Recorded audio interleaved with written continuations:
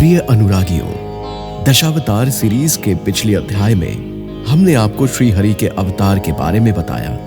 उसी प्रकार इस अध्याय में हम आपको सुनाएंगे श्री हरि के द्वितीय अवतार की कथा। हिंदू धार्मिक मान्यता में समुद्र मंथन को एक महत्वपूर्ण दर्जा दिया जाता है, किंतु क्या आप जानते हैं कि आखिर इस समुद्र मंथन का कारण क्या था? यूं तो संसार में इस समुद्र मंथन का प्रचलित कारण विश्व निर्माण बताया जाता है। ऐसा कहते हैं कि इसी समुद्र मंथन को सफलतापूर्वक पूर्ण करने के लिए ही भगवान विष्णु ने अपना दूसरा अवतार लिया था। लेकिन आज हम आपको बताने जा रहे हैं इस अवतार के पीछे की एक रोचक कथा। जल प्रलय से जब पृथ्वी की सभी दिशाएं जलमय हो गई थी, तब सभी देवताओं ने भगवान श्री विष्णु से एक बार फिर विश्व का निर्माण करने का कोई उपाय निकालने का अनुरोध किया। इधर इसी जल प्रलय के कारण एक बार माता लक्ष्मी को नारायण से बिछड़ना पड़ गया, जिससे क्रोधित होकर वो भी समुद्र में समाहित हो गए, जिससे सभी देवताओं को श्रीहीन होना पड़ा। ऐसे में प्रभु श्री हरि ने विश्व के पुनः निर्माण और माता लक्ष्मी के पुनरुद्धार के लिए समुद्र मंथन का मार्ग सुझाया। लेकिन ना तो सभी देवता इसे अकेले कर पाने में समर्थ थे और ना ही ये करना चाहते थे। तब श्री हरि ने उन्हें श्री का लोभ दिखाते हुए इस कार्य के लिए राजी करवा लिया। अब बारी आई असुरों को भी इस कार्य में सम्मिलित करवाने की, तो प्रभु ने देवराज इंद्र को यह कार्य सौंपा कि वो असुरों के पास जाकर उन्हें अमृत का लोभ दिखाकर इस कार्य के लिए मनाए। तब देवराज भी इस कार्य में देवताओं की सहायता के लिए तैयार हो गए। ये पहला ऐसा कार्य था जिसे देव और दानव साथ में करने वाले थे।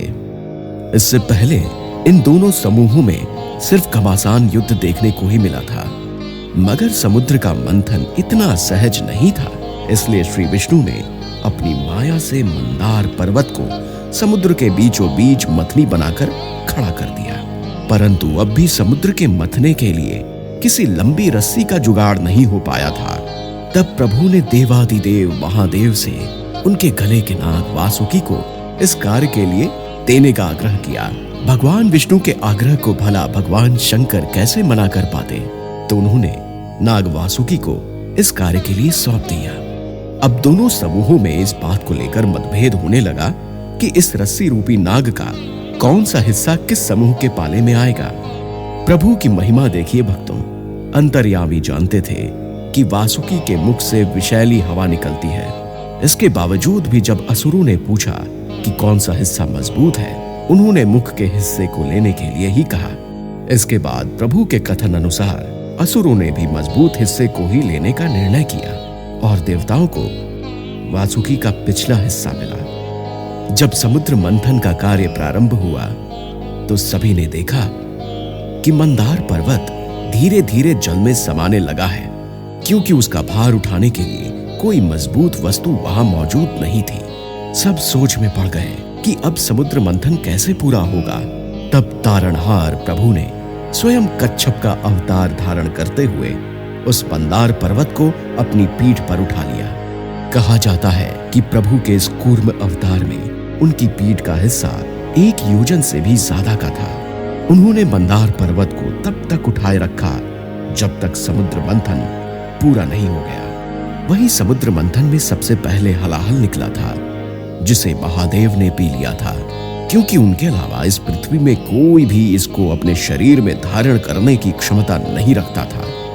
हलाहल को पीते ही महाकाल का कंठ नीला पड़ गया और तभी से उन्हें नीलकंठ के नाम से भी जाना जाने लगा। हलाहल के बाद समुद्र में से कल्प वृक्ष, ऐरावत हाथी, कामधेनु गाय, कौस्तुभ मणि जैसे रत्नों सहित 13 और रत्न बाहर आए। अंत में समुद्र से माता लक्ष्मी का भी उदय हुआ और उनके आते ही सभी देवताओं की श्री वृद्धि हो गई। तब सभी देवताओं ने नतमस्तक होकर प्रभु के कूर्मावतार को शत शत नमन करते हुए उनका गुणगान किया। और इस प्रकार भगवान श्री विष्णु ने एक बार फिर धरती पर विश्व का निर्माण किया।